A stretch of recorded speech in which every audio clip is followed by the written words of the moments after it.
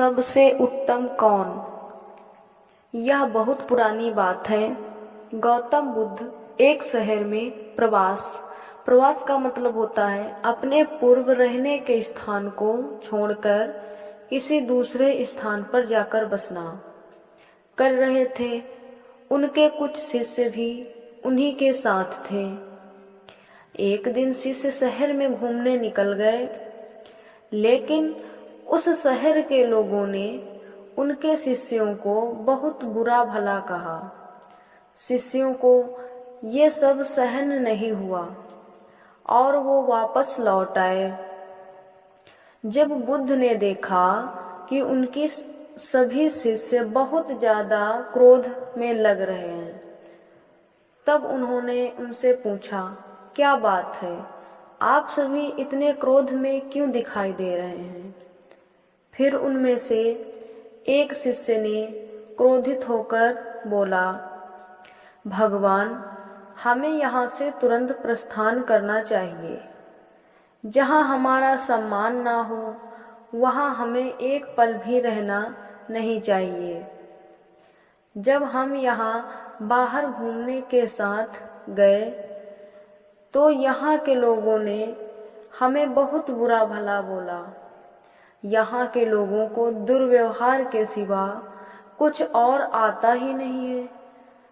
उसकी बातें सुनकर गौतम बुद्ध मुस्कुराकर बोले, क्या किसी और जगह पर तुम सद्व्यवहार की आशा करते हो? इस पर दूसरे शिष्य ने बोला, इन लोगों से तो अच्छे ही होंगे, इनकी तरह तो नहीं होंगे। फिर गौतम बुद्ध बोले, किसी भी जगह को सिर्फ इसीलिए छोड़ देना गलत होगा कि वहाँ के लोग दुर्व्यवहार करते हैं। हम सभी तो संत हैं। हमें कुछ ऐसा करना चाहिए कि जिस स्थान पर भी हम जाएं, उस स्थान को हम तब तक ना छोड़ें जब तक वहाँ के लोगों को सुधार ना दें। हम जिस भी जगह पर जाएं, वहाँ के लोगों का कुछ भला करके ही वापस लौटें। हमारे अच्छे व्यवहार के साथ वो लोग कब तक हमसे बुरा व्यवहार करते रहेंगे? एक ना एक दिन उन्हें यह एहसास हो ही जाएगा कि हमें ऐसा व्यवहार नहीं करना चाहिए। आखिर में उन्हें सुधरना ही होगा। वास्तविकता में संतों का काम तो ऐसे लोगों को सुधारना ही होता है।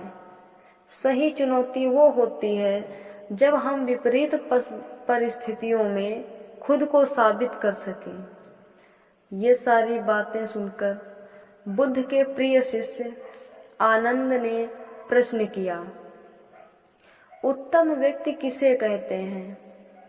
इस पर बुद्ध ने जवाब दिया, जिस प्रकार से युद्ध के मैदान में हाथी चारों तरफ तीर सहते हुए भी आगे बढ़ता जाता है, ठीक उसी तरह उत्तम व्यक्ति भी दूसरों के अपशब्दों को सहते हुए अपना कार्य करता है।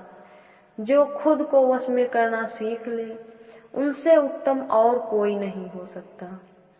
अंततः सभी शिष्यों को गौतम बुद्ध की सारी बातें अच्छे से समझ में आ गई और उन्होंने उस शहर से जाने का